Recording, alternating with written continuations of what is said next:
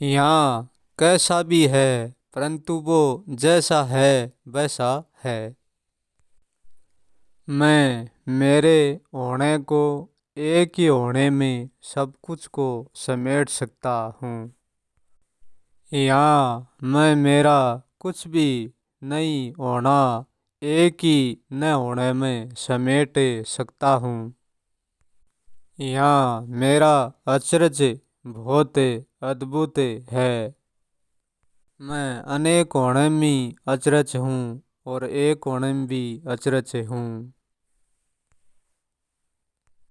मैं जानने की हाँ भी करता हूँ और ना भी करता हूँ, इनकार भी करता हूँ और स्वीकार भी करता हूँ।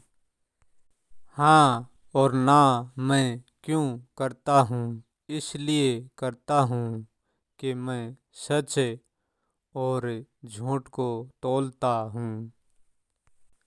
मन खुद का तो सत्य नहीं मिलता, परंतु मन मेरे पूर्ण का सत्य मिल जाता है। तब मैं मेरे पूर्ण के सत्य पर पहुंच जाता हूँ, तब मैं मिट जाता हूँ। तब भी तो मैं कहता हूँ मैं कुछ भी नहीं हूँ, क्योंकि मैं मेरे कोई मेरे से भिड़ाता हूँ। जब तक मैं मेरे के साथ भिड़ता रहूँगा, जब तक मैं मेरे को नहीं जानूँगा, केवल मैं मेरा ही बनकर भिड़ता रहूँगा। अब मेरा अचरज इसलिए अद्भुत है कि मैं भिड़कर भी भिड़ता नहीं हूँ और भिड़ता भी हूँ। इसलिए मेरा अचरज समझ में भी है और ना समझ में भी है। तब मैं मेरे को मेरे से अलग रखता हूँ, तब मैं मेरे को कुछ नहीं जानता हूँ। जब मैं मेरे को मेरे में कुछ नहीं जानता हूँ, जब ना तो मैं मर हूँ और ना मैं अमर हूँ, और ना मैं हूँ और ना मेरा।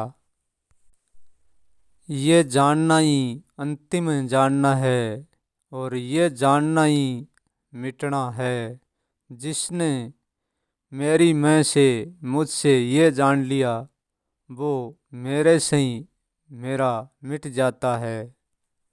तो फिर ये कारण और अकारण का भी अकारण हो जाता है।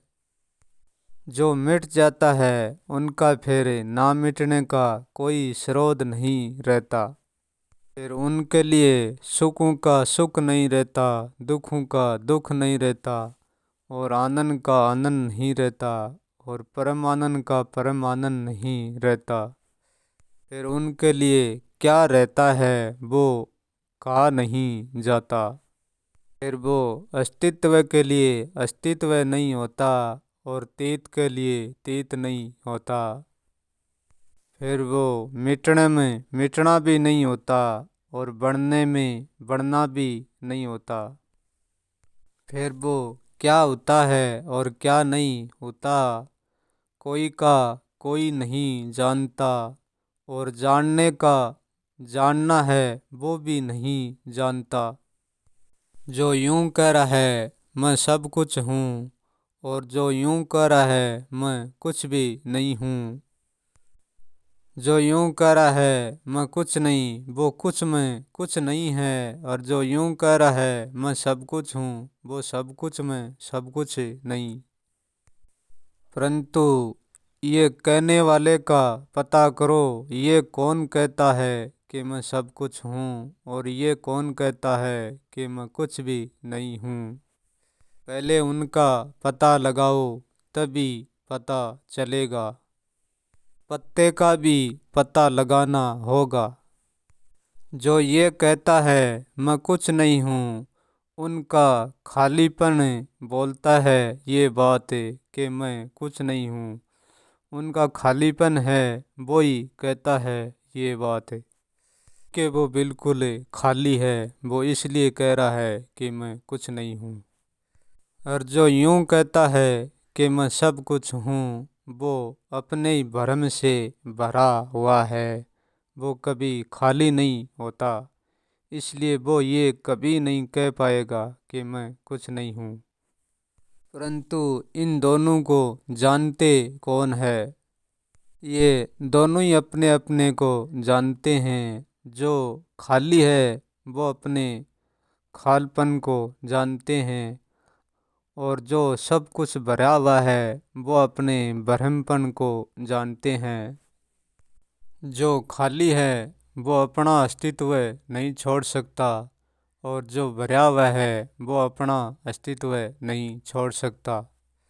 परंतु खाली का सचमुच में कोई अस्तित्व है नहीं, क्योंकि ये भरा हुआ खाली में विद्यमान है, इसलिए खाली को कहना पड़ता है। खाली को इनसे अलग रहकर भी रहना पड़ता है। तो सचमुच में खाली है नहीं, एक समझ में शब्द का ही प्रयोग किया जाता है। पर जो यहाँ खाली दिखता है सबको, ये खाली नहीं है, ये तो भरा हुआ है। खाली है वो दिखता नहीं है। खाली ई भरे हुए में स्वयं ही आपका प्रदर्शन करे, तब भी खाली को जानना संभव है। यदि खाली कोई के भीतर ही खुद प्रदर्शन ना करे तो कोई नहीं जान सकता। खाली अपने को जनाता है तो खुद खाली जनाता है, ये भरा हुआ खाली को नहीं जना सकता। जनाने का मतलब है जानना। खाली की तरफ से ही खाली को जाना जाता है।